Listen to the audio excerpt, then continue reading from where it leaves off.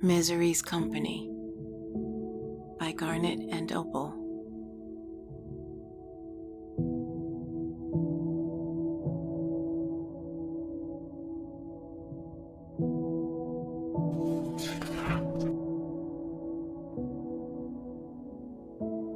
The house was haunted when she bought it. In fact, that was her attraction to the place.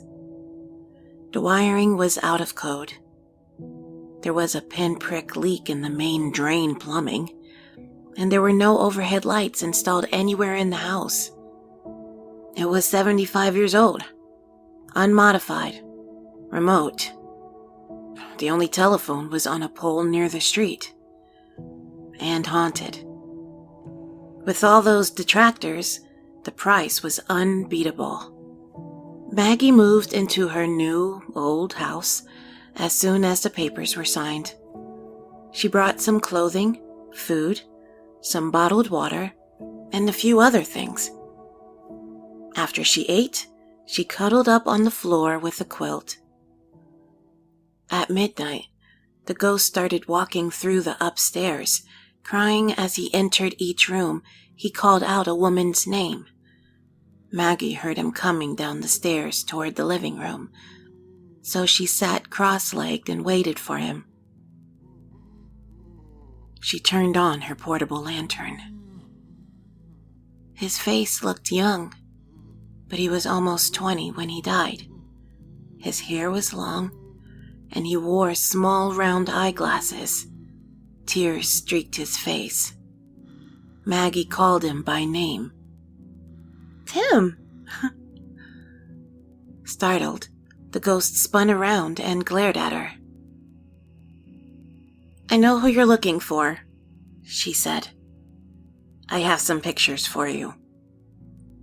They were in a stack next to her quilt, which fell open as she reached over, exposing her t-shirt and undies.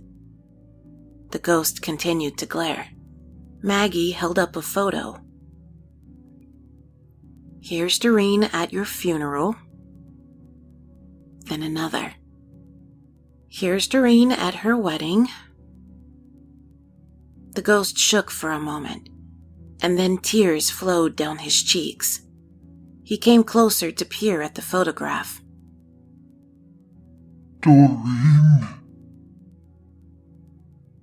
He asked. "That's right, Tim. After you committed suicide, she chickened out. That's why you can't find her. She got married about 6 months later." He screamed.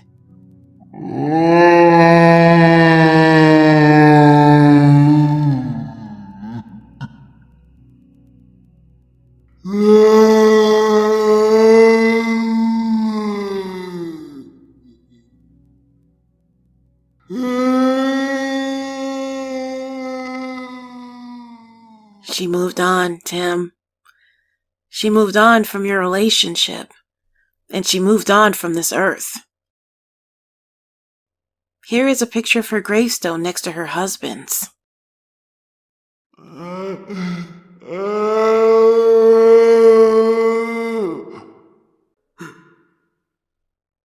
He stopped screaming, but the tears didn't stop. "You're stuck here in limbo. You can't leave because you can't find the other half of your suicide pact. She's in heaven, and you aren't allowed to go there." Maggie put the photos down. "I'm all you have."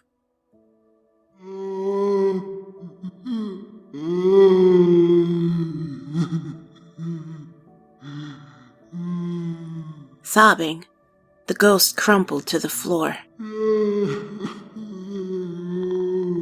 Maggie watched him for a while, then curled up with her quilt and fell asleep to the sound of his sobs. Maggie finally had what she wanted, someone who would never leave her.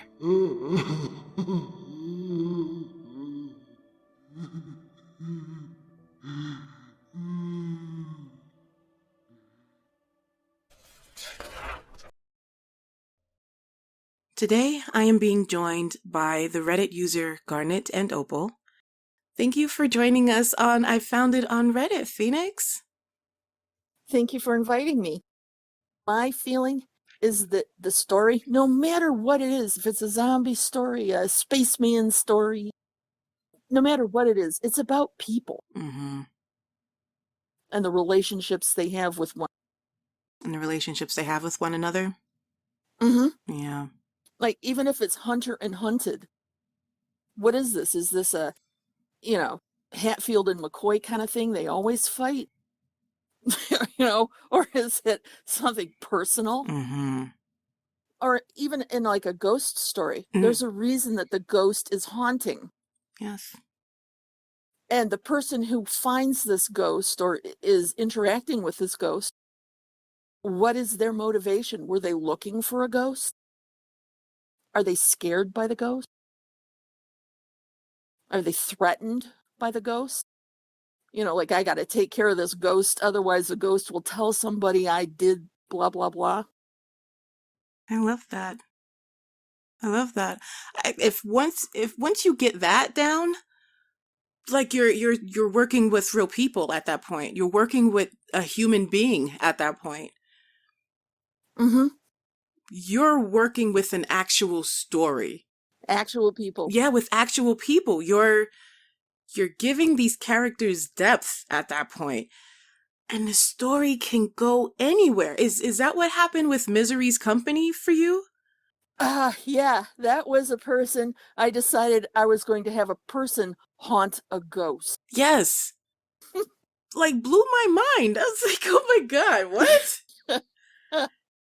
I was like, it's true. She's definitely going to have that person forever. Yep, there's a forever relationship there.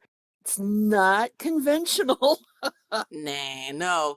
Yeah, you're not going to get anyone to to officiate that wedding. No, but they are linked forever.